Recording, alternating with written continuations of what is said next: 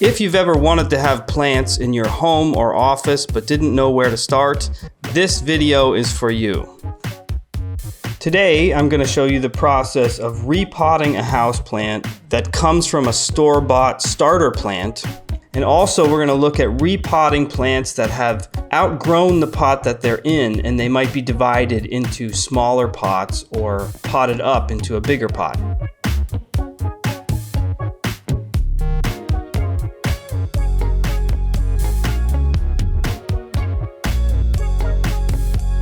The first step is to gather all your tools and the materials that you need in order to complete this project. Now, for simple indoor plants, you're really going to need only 3 things. First, an appropriate sized pot for the plant to grow in, to live in. Second, you're going to need potting soil or potting mix.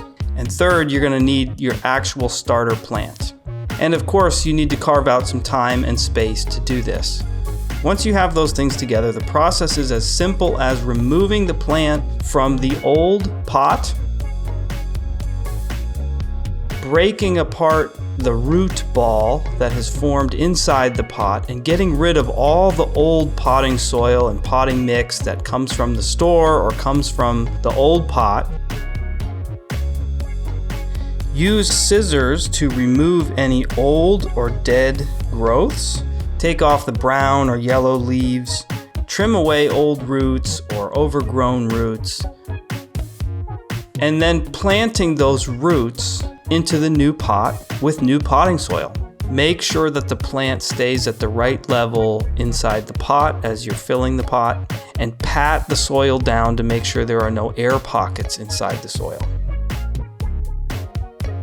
After you repot your plant once, generally, the goal is to repot your plant every year in the springtime.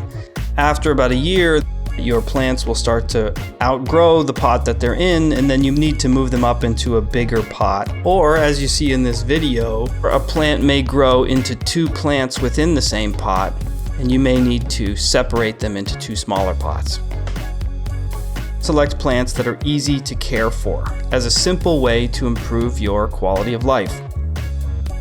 Be sure to check the article that's linked to this video for recommendations about plants that are particularly easy to repot and care for with minimal watering and different sunlight conditions. I also recommend checking out the article for air purifying plants. Aloe vera is a great air purifying plant. Now more than ever, I think we can all identify with a need and a desire to have cleaner air and greener, more natural surroundings in our homes and workplaces.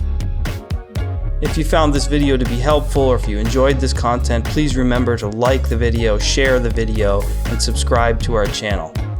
I hope this video inspires you towards positive choices towards health, wellness, and sustainability. I wish you good luck. Be well and share your learnings with others. Have a wonderful day.